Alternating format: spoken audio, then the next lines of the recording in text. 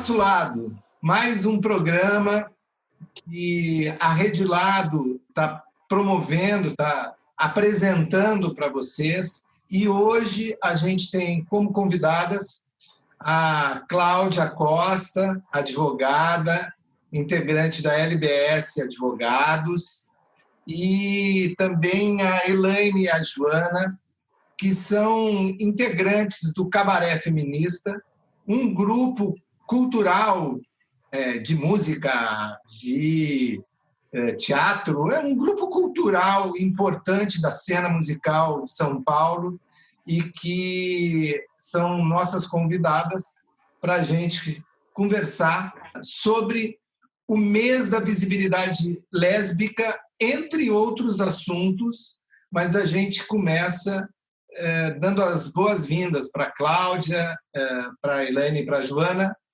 E, Cláudia, vou passar a bola para ti, para tu já fazer alguma pergunta, alguma colocação aí para a Elaine e para a Joana. Tá bom. Obrigada, Vicente. É um prazer. Eu estava até a gente conversando um pouquinho aqui na preparação, né, com as meninas sobre que a gente já se conhecia, a LBS tinha conversado com elas um pouquinho, a gente já curtiu o som, né, todo mundo seguia.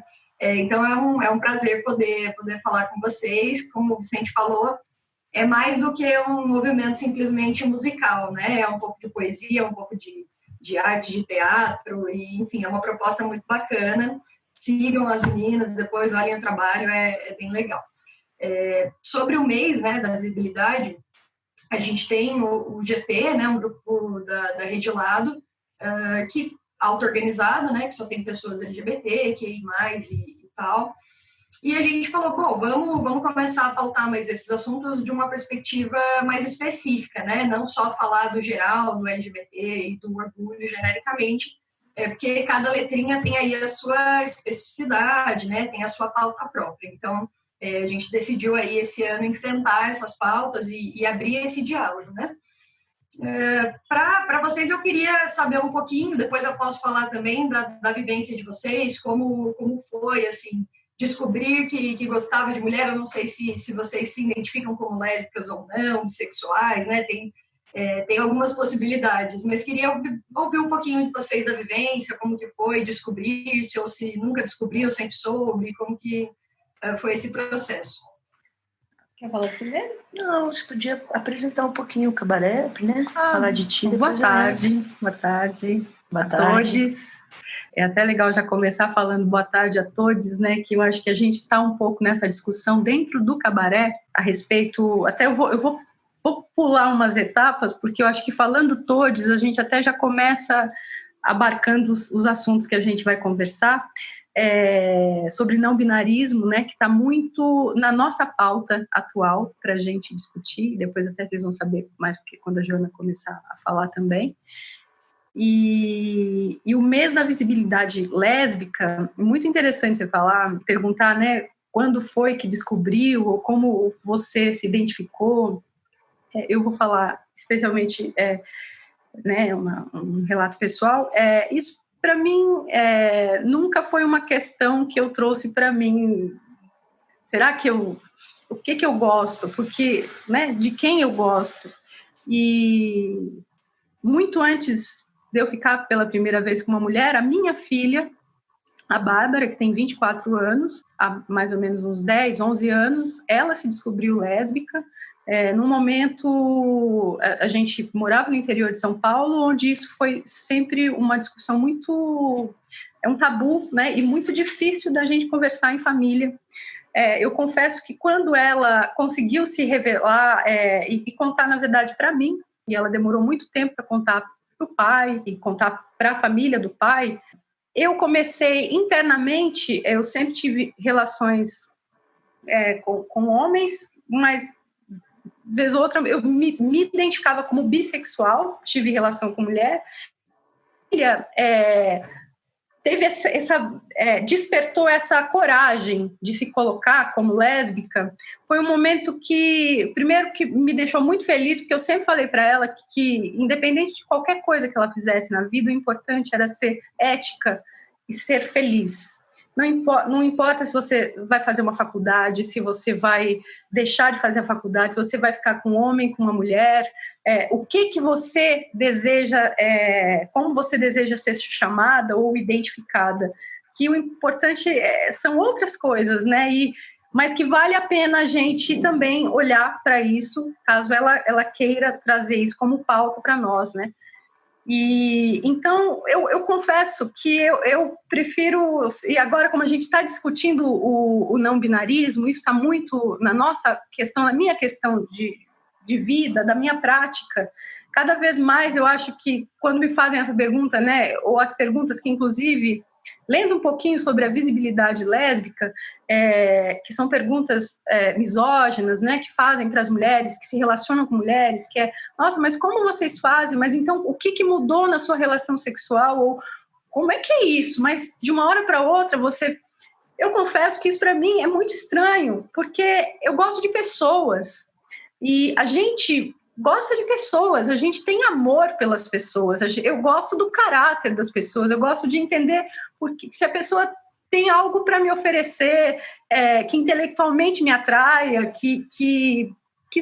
eu acho que a relação das pessoas, eu espero que daqui 5, 10 anos a gente nem mais discuta sobre esse tema dessa forma, mas que a gente fale de gostar de pessoas e amar as pessoas, independente do que elas escolham fazer na sua vida íntima, da sua sexualidade, ou como elas se veem enquanto gênero, né? Mas são pessoas.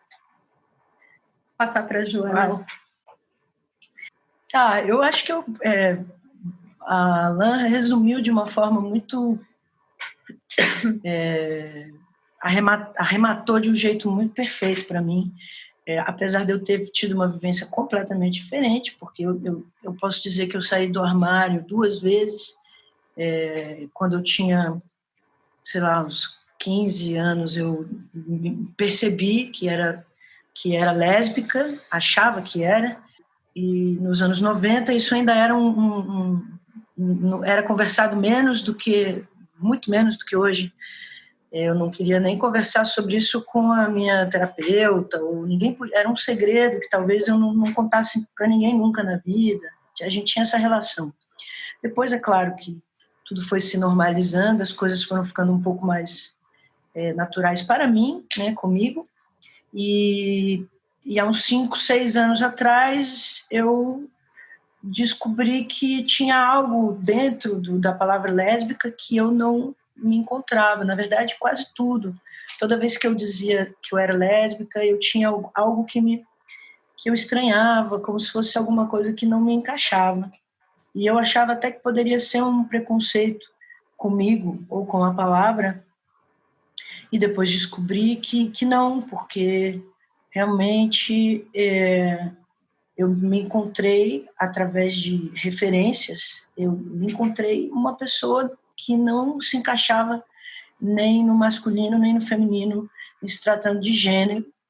E isso foi uma libertação de preceitos e preconceitos que a gente tem quando trata do assunto de si, para si, né? Quando a gente se descobre fazendo parte de algum dessas letras do LGBTQ+. E aí, depois que aconteceu essa descoberta de uma possibilidade que antes eu não sabia que existia, virou realmente um tema recorrente, o papel dos gêneros e o que é cada gênero e o que seria uma sociedade não binária que fosse para além do gênero homem e mulher, né? É isso. Muito legal. Eu acho, enquanto vocês duas estavam falando, eu estava aqui me sentindo super contemplada com essa visão, né, de amar pessoas e da gente não ficar preso nos rótulos. Mas, assim, eu fico pensando, né, quando a gente pensa em movimento lésbico, essas questões que a gente está tratando aqui sempre foram questões, né? Sempre existiu um problema da pauta do que na época se chamava ali nos anos 70, nos anos 80, de lésbicas masculinizadas, né? E como a demanda dessas mulheres não era a mesma demanda de um feminismo academicista, branco. Então, dentro do movimento feminista, a gente tem toda essa discussão, né? E, infelizmente, ainda hoje é discussão, a gente ainda tem que ficar discutindo que tal vertente aceita ou não aceita tal coisa. Eu acho engraçado, porque se assemelha quase a um dogma religioso, né? Se a gente for fazer a comparação.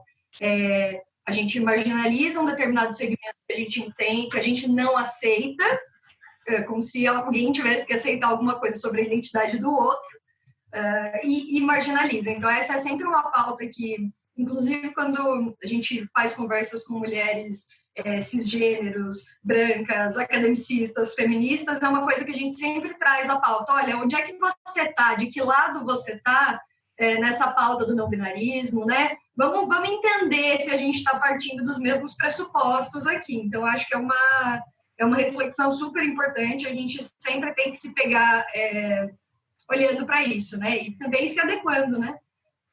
Bom, mas falando um pouquinho de vivência, eu vou aproveitar para contar um pouquinho da minha também para vocês, né? Se a gente pensar até numa questão geracional, né? A minha adolescência já foi anos 2000, então já é outro momento, né, de mundo, enfim, e mesmo assim, por uma questão religiosa, né, meus pais eram religiosos, eram evangélicos, então isso foi, assim, uma super dificuldade, né, existe até várias discussões, enfim, pessoas LGBTs que nasceram em famílias religiosas e sofrem com isso. Eu posso dizer que nunca apanhei nada nesse sentido dos meus pais, nunca fui expulsa de casa, né, a gente sabe que tem pessoas, especialmente aí as pessoas T's, né, que, enfim, é completamente inviabilizado um relacionamento familiar depois que essa pessoa se coloca e se identifica. Mas ainda assim a relação foi conturbada no começo, e quando eu perguntei para vocês, né, você sempre soube ou se descobriu, como é que foi isso? Eu falo porque para mim também nunca foi uma coisa de descobrir. Eu sempre soube que eu era diferente daquelas outras crianças. O que exatamente, eu acho que nesse momento você não consegue identificar, né? Não tem referencial para conseguir dar um nome. E aí, ok, você vai crescendo, tal, esse sentimento, né, de não pertencimento naquele modelo heteronormativo, né, naquele padrão de sociedade, ele vai crescendo também com você. E eu acho engraçado como essa questão da repressão ela é importante, né? É um assunto que eu sempre bato, todo mundo brinca que eu sou a chata que fica falando mal de religião o tempo todo, mas não é falando mal de religião, né? Dizendo assim, olha, a religião ela é super importante, ela tem o seu papel antropológico aí do ser humano, mas numa dimensão privada, né? Quando a gente tenta colocar a religião para dentro do público, aí a gente começa a ter um problema social, enfim. E eu lembro que nunca ninguém me falou, assim, quando criança, olha, não pode ser lésbica. Até porque ninguém ia falar a palavra lésbica, ninguém ia tocar nesse assunto. Mas eu e o meu irmão, assim, duas crianças que também nunca falaram no assunto, a gente sabia que quando estava um adulto perto, ele não podia brincar com a Barbie, eu não podia brincar com o carrinho, e quando não tinha um adulto perto, aí a criança, enfim, pode... Então, essas nuances, né, de repressão e tal, eu acho bem interessante, assim, porque ainda hoje, ainda com, né, o avanço que a gente teve, a gente ainda tem setores e comunidades super repressivas, onde pessoas LGBTs ainda, enfim, sofrem como se estivéssemos lá, né, nos anos 50, 60, enfim. Então, de vivência um pouquinho isso, para mim nunca foi um dilema, assim, né, o dilema da bissexualidade, né, de, ai, nossa, mas será que eu gosto de homem também? Será que eu gosto dos dois e tal? Era muito engraçado que para mim sempre foi muito claro que eu não gostava dos meninos, que eles podiam ser meus amigos, mas não ia passar disso. O que mais? E aí vai engraçado, né? Na adolescência a gente tem aquele período de, ai, olha, tem que ter um namoradinho, porque se não tiver um namoradinho, todo mundo vai achar estranho. Então eu tive até um namoradinho, eu brinco com ele, a gente depois ficou amigo que ele era uma super fachada, ele era quase o meu Queiroz, né? Porque não tinha como esconder.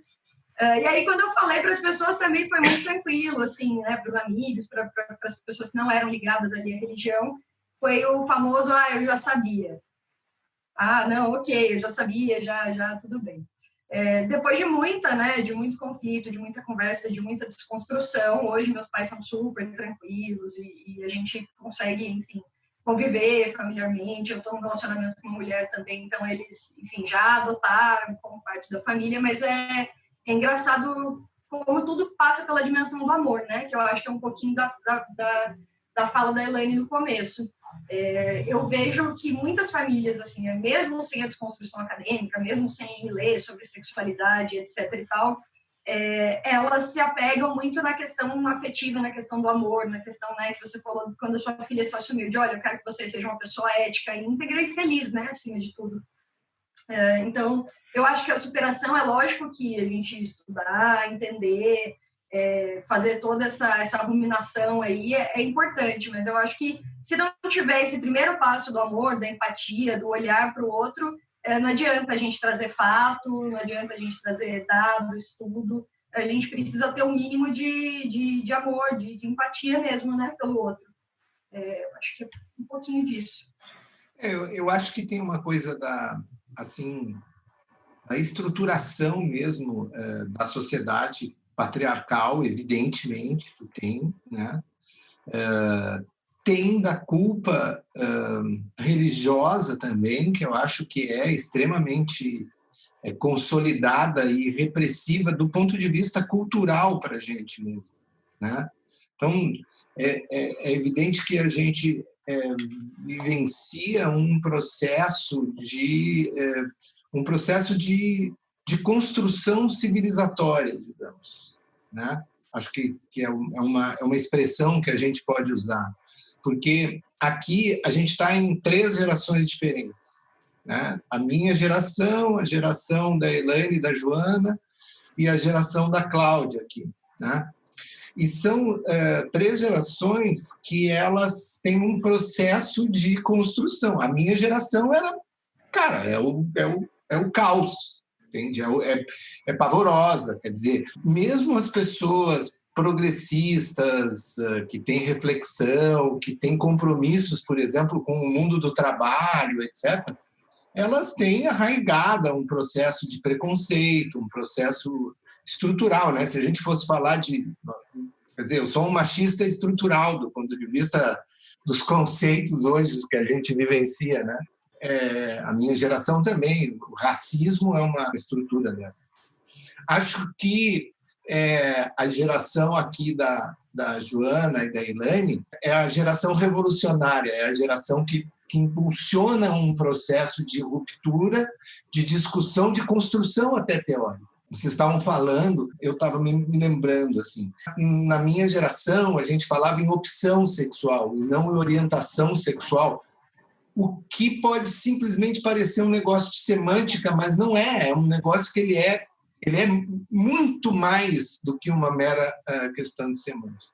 E a geração da Cláudia é uma geração que já absorveu que, para ela, alguns desses temas que a gente está conversando aqui, eles são temas recorrentes, eles são temas que ela enfrenta muito menos a resistência entre... eu presumo isso, tá, Cláudia? Assim, tu enfrenta muito menos resistência que a Elaine, que a Joana, do ponto de vista das pessoas que convivem com elas, das idades delas e tal. E que evidentemente, os meus amigos que tinham orientação sexual diversa, digamos assim, da ortodoxa, eles enfrentavam... Nossa, era uma montanha, que era uma cordilheira dos Andes que eles tinham que transpor, né? E eu falo isso muito assim, eu tenho filhas assim, da geração da Cláudia, né? Então, eu tenho uma filha de 17 anos que ela fala sobre isso e ela convive com colegas com orientação sexual diversa de uma forma absolutamente natural. Entende? Ela não aquilo para ela não é um debate que seja um debate que tenha que ser feito, entende? Porque, ok, é aquilo ali. Tanto que através dela que eu ouvi algumas coisas que eu nunca tinha ouvido, né? Como o binário, não binário, eu não conhecia, não era da minha... Ou o pan, sexual, quer dizer, cara, quando eu ouvi isso, eu quase bati o carro, estava dirigindo e disse, nossa, o que é isso? Me explica isso, eu dizia para ela, né? Então, acho que isso também faz essa conformação, né, da nossa construção. Pegando um gancho aqui interessante no que você está falando, Vicente, aí eu quero ouvir um pouquinho também de vocês, meninas, o que vocês pensam, né? Tanto hoje quanto essa questão geracional, né? Ali na adolescência, e, enfim, começo ali da vida adulta. Primeiro, obrigado, Vicente. Se eu estou parecendo com 17, eu vou ficar aqui ótima, eu vou ficar com a cutis plena para sempre.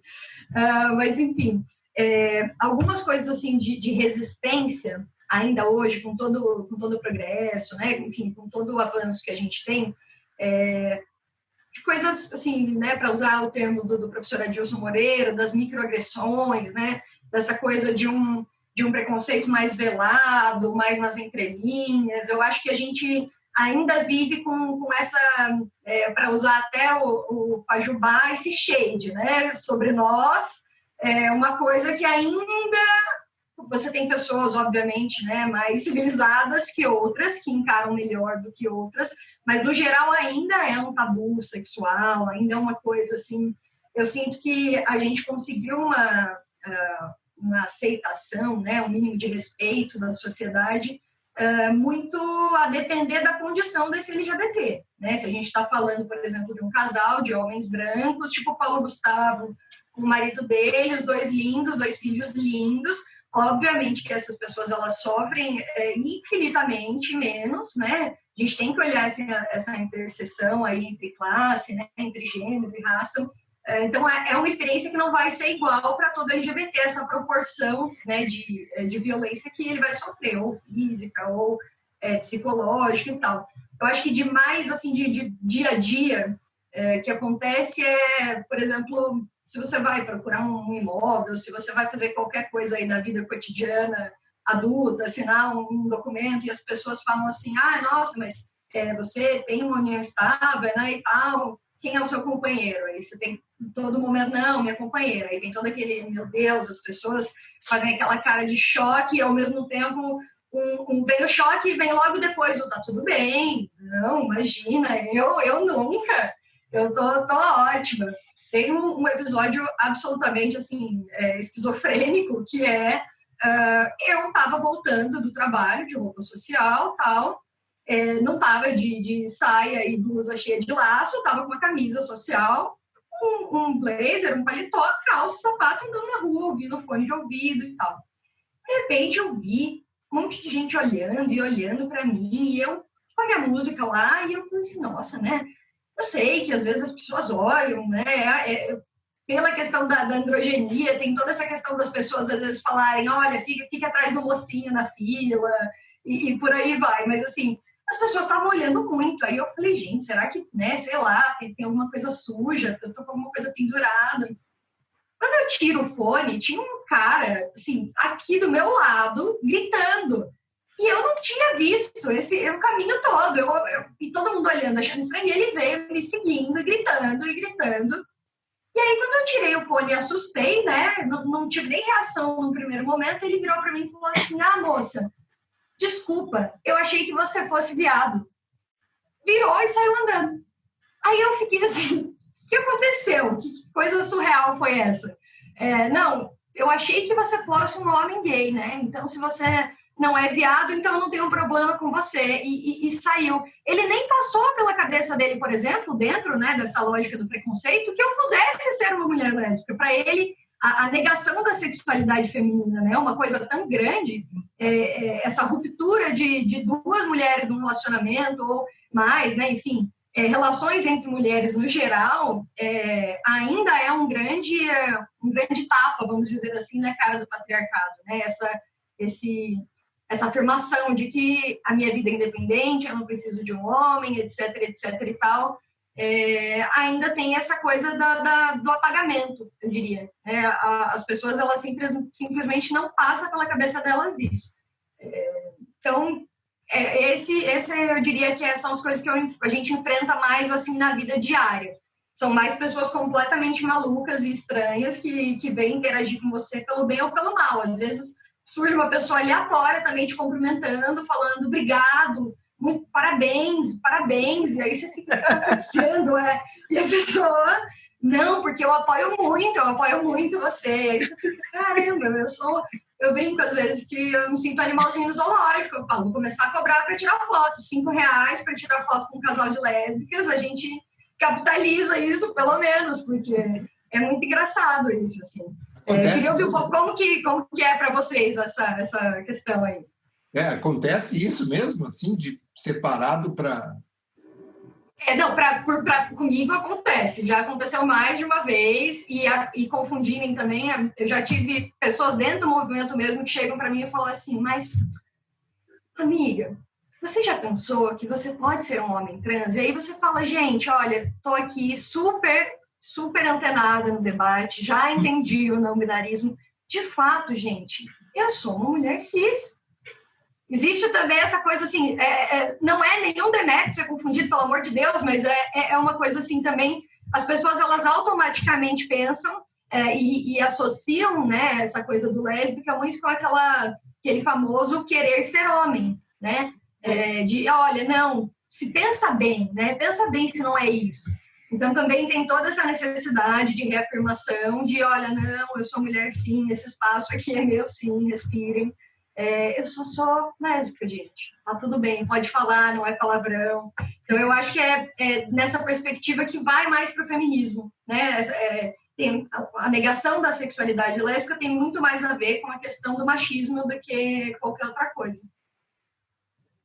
Sim.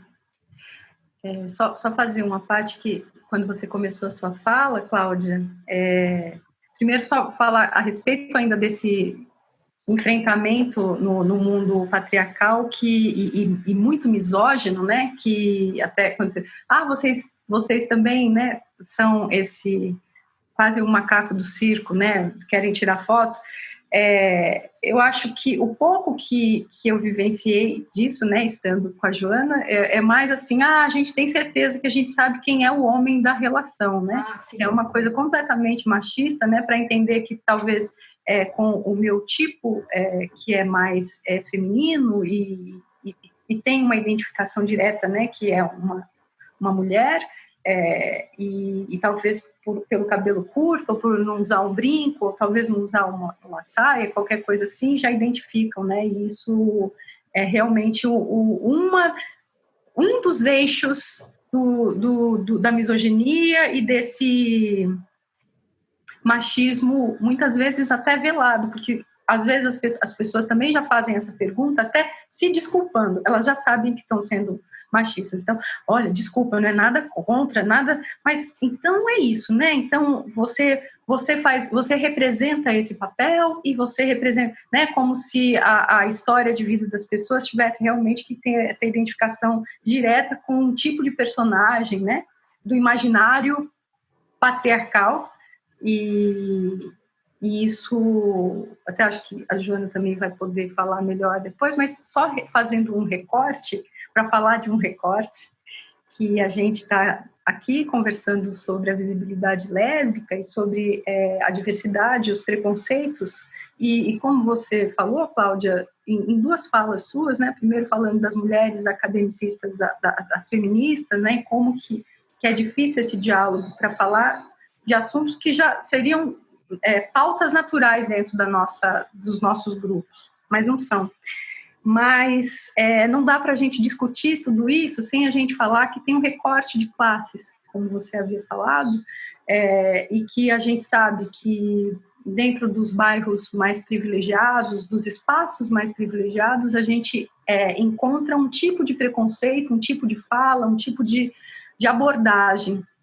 E quando a gente fala de raça e classe, e também dentro do cabaré, é algo que a gente coloca à frente para poder discutir as opressões, as questões identitárias, se a gente não passa sobre esse recorte de classes e raça.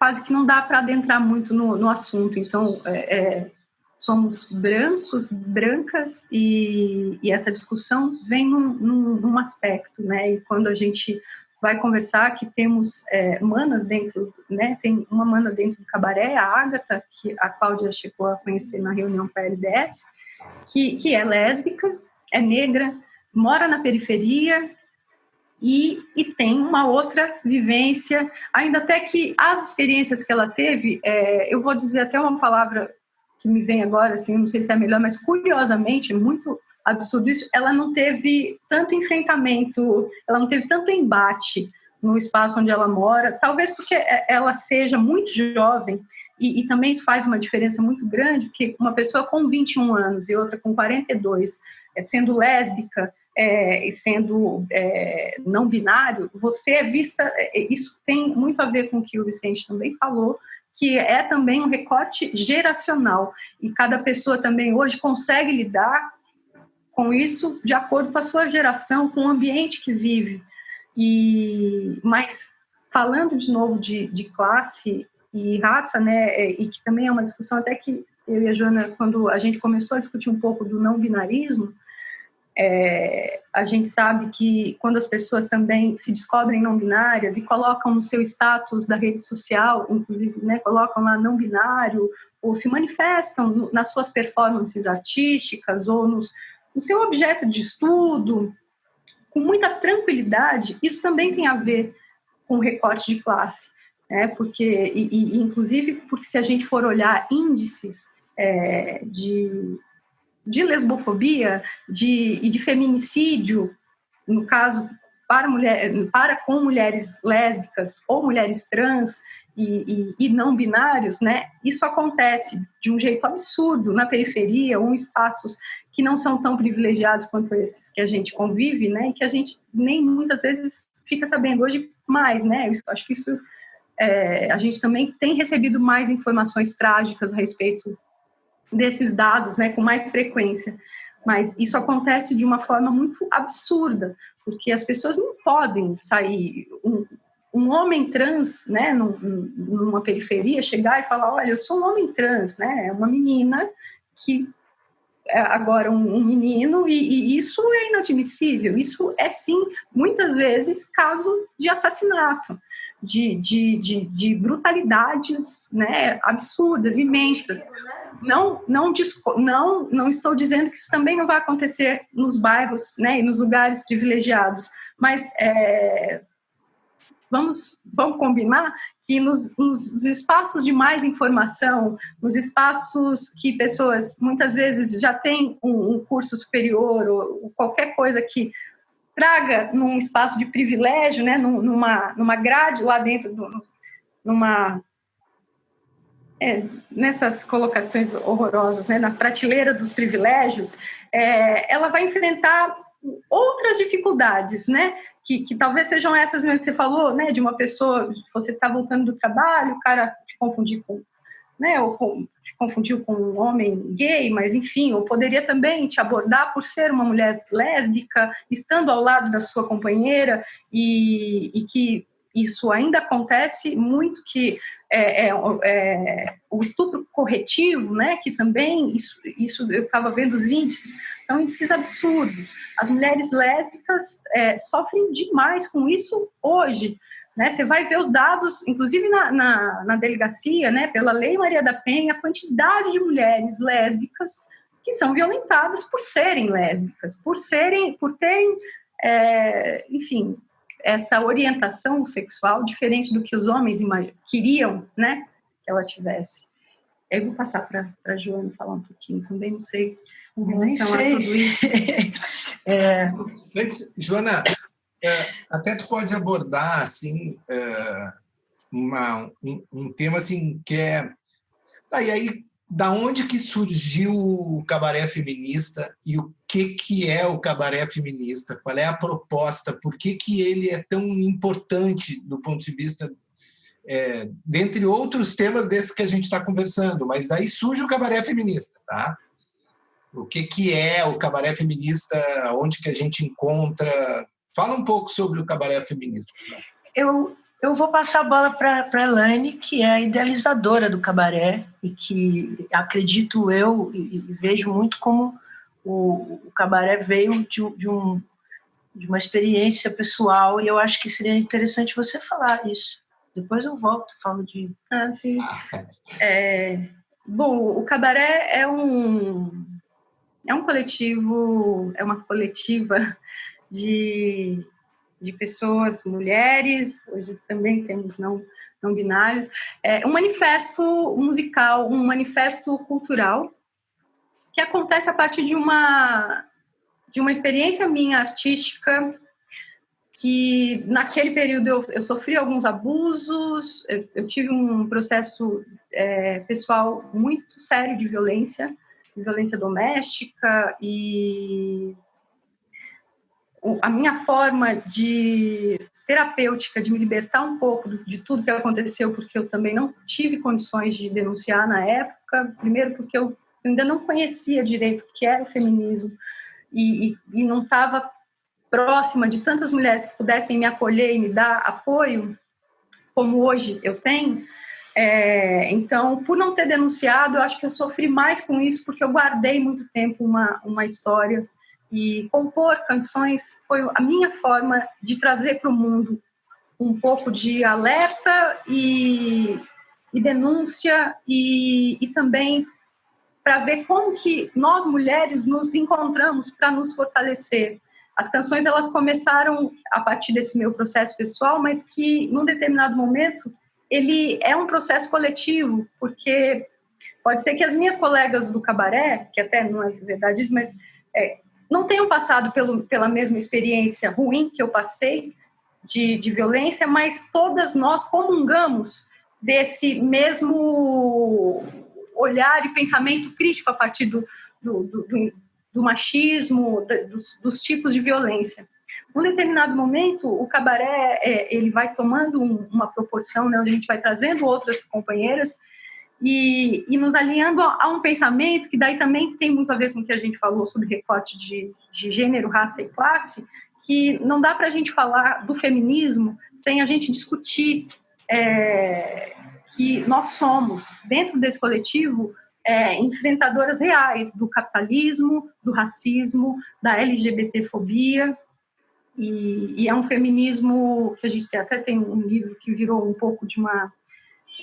enfim, é um livro, é uma leitura, um livro manifesto obrigatório dentro do nosso círculo aqui, que é o Feminismo para os 99%, que são 13 escritoras, depois eu até mostro, não sei se vocês já conhecem. Esse livro é muito importante porque ele traz exatamente uma discussão onde ele inclui todas as questões de opressão, não binarismo, a questão da mulher lésbica, a questão das mulheres e homens trans, dos homens e mulheres negros e negras.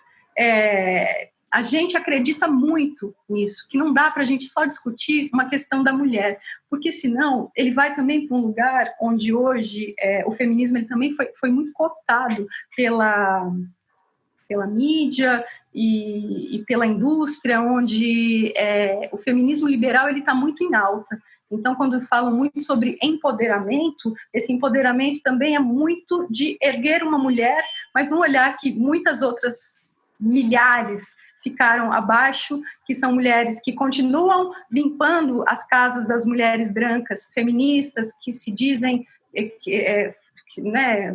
solidárias e tem a sororidade como princípio, mas a sororidade é mais entre as mulheres brancas, entre as mulheres, muitas vezes feministas da academia ou não, mas que não incluem todas as mulheres e não conseguem fazer esse recorte, que é tão importante para a gente poder avançar mesmo nesse debate.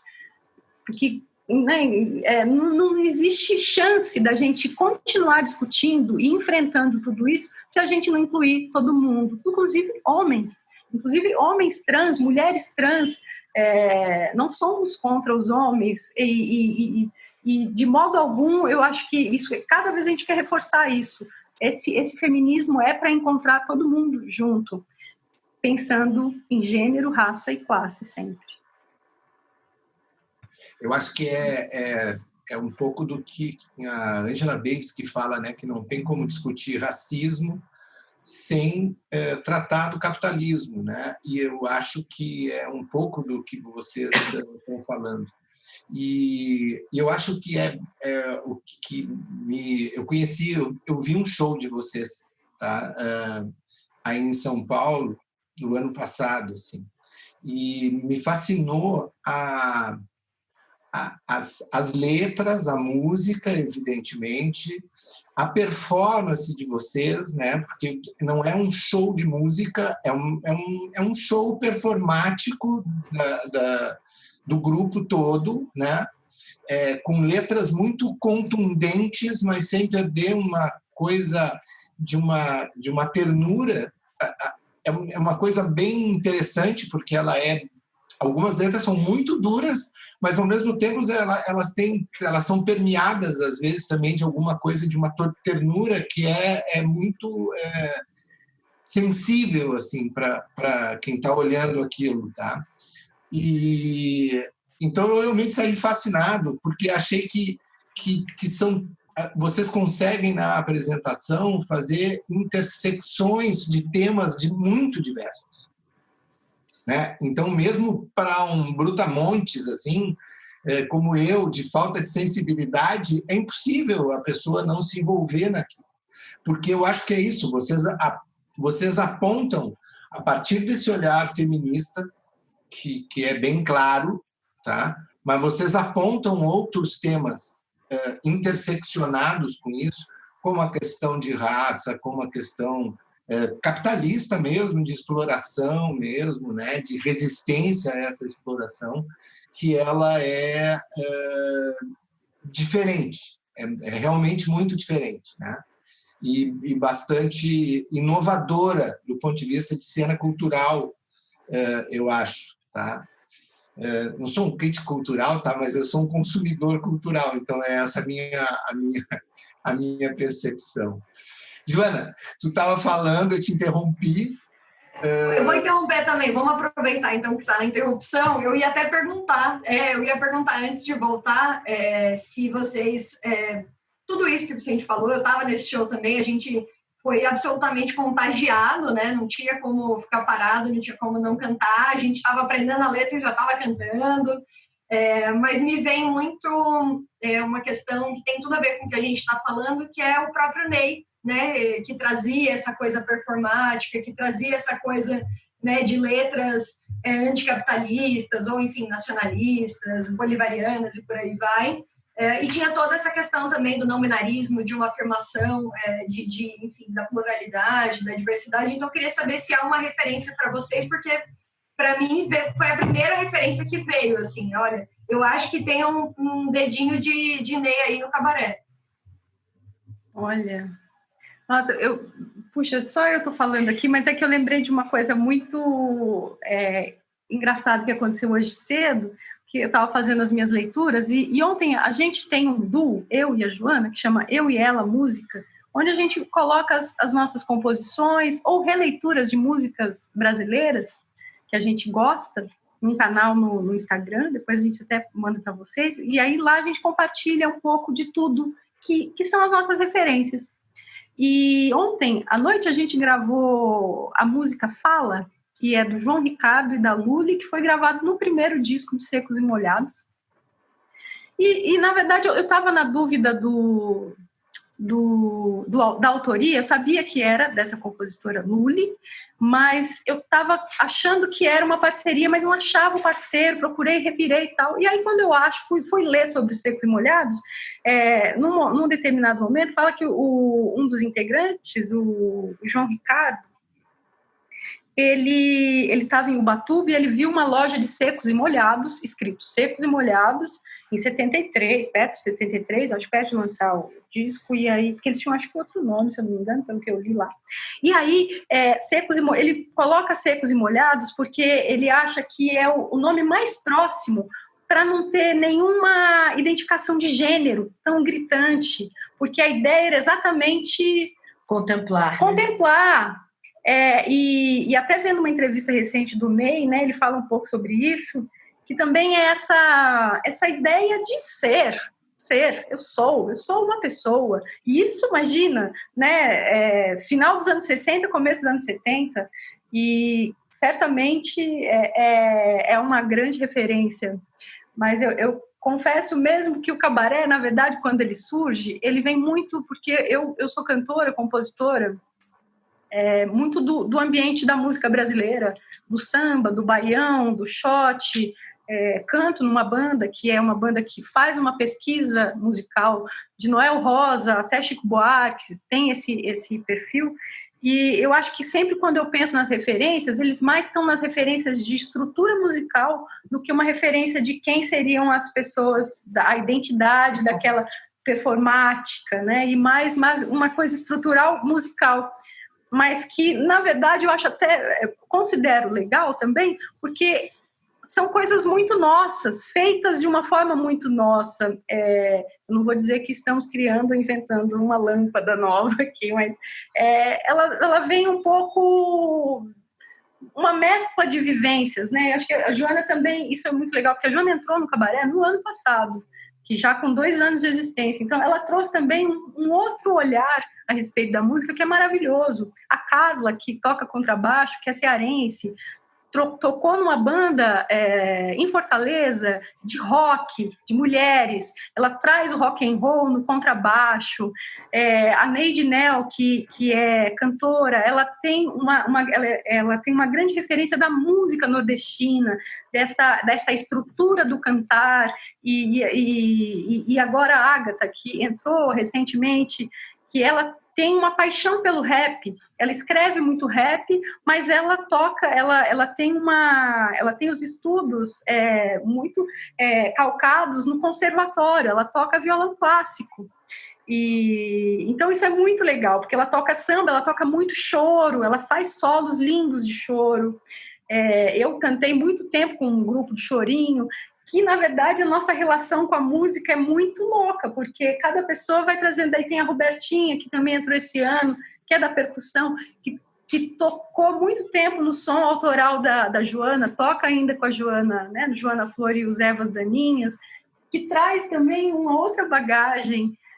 Isso é delicioso, porque não existe uma construção muito... as nossas referências, né? Eu acho que essa amálgama é o que faz rolar esse som. E como a gente também tem muito dessa gana de enfrentar as opressões, eu acho que essas coisas até vêm mais à frente do que as referências musicais propriamente ditas. Mas até, desculpa que eu acabei falando mais do que... Imagina, eu não tenho o que dizer, porque suas palavras são minhas. Se tiver algum momento que eu queira acrescentar, mas o que você tem dito também tem me contemplado, então eu estou bem tranquila. Bom, eu só tenho a agradecer a vocês, acho que foi bem legal essa a nossa conversa do nosso lado, tá? A gente volta a dizer que a gente tem um compromisso que é ter um lado, por isso que a gente chama do nosso lado. Acho que as experiências de vocês são fantásticas. Depois a gente vai colocar, a gente pede para a Isadora, que está nos assistindo e que está nos fazendo a assistência de tudo aqui, para colocar as referências de... Vocês têm um canal de YouTube, né, Joana? Sim, a gente está criando do YouTube, já temos do Instagram, esse do nosso. Mas eu acho que do cabaré. Sim, do cabaré também. Sim. Tem do cabaré, que você falou, Joana, eu me confundi. Tem o cabaré, tem o Facebook, tem a página do Facebook, tem o Instagram, Cabaré Feminista, e o canal do YouTube também, Cabaré Feminista. E a gente está começando a gravar agora. A gente tem algumas canções gravadas e a gente está tentando colocar agora nas plataformas digitais. Acho que até o final do ano a gente vai ter um álbum, pelo menos, para poder escutar em casa, né? No fone de ouvido, na rua, quando estiver na rua.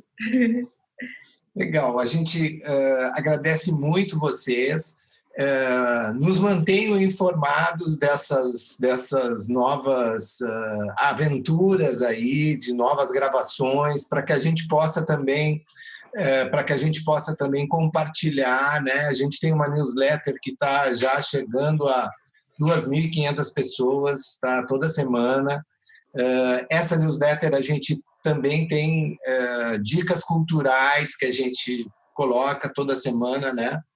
E é isso, acho que a gente tenta furar a bolha também entre nós, mas eu acho que essas novas tecnologias, assim, elas permitem que a gente daqui a pouco escute quem não seria comercializado pelos grandes canais de comunicação, grandes canais empresariais, etc. Né? Então, acho que é isso, a gente forma a rede, se dá a mão para poder manter o amor vivo, né? E acho que é o que a gente também propõe. Muito obrigado, Elaine, obrigado, Joana, obrigadão, Cláudia, foi um prazerzaço conversar com vocês. Prazer é meu. E do nosso lado, sempre conte com a gente. Valeu, obrigadão, viu? Muito obrigada. Obrigada pelo convite. Obrigada, Cláudia, Vicente, obrigada, Cláudia. Isadora. Obrigada, gente. Muito, muito obrigada. Foi bem gostoso falar com vocês. Contem com a gente também. Se for preciso, que a gente puder ajudar. Para falar para vocês também, a gente, né, do GT da Lado e como uma campanha, né, para o mês, além do episódio, né, que depois que a Isadora fizer a mágica dela vai para o ar, a gente também vai fazer alguns artigos sobre um pouquinho da história do movimento, né, de mulheres lésbicas, mulheres bissexuais. E aí a gente vai fazer também um texto só voltado para mulheres bissexuais, para as questões não binárias, enfim, para outros indivíduos que estão se relacionando, né? Mulheres que se relacionam com mulheres, pessoas não binárias que se relacionam com mulheres, e por aí vai. Então, também vamos fazer a chamada, né, para essa campanha aí desse mês. E foi um prazer. Agora a gente espera poder voltar, né, presencialmente para assistir outro show.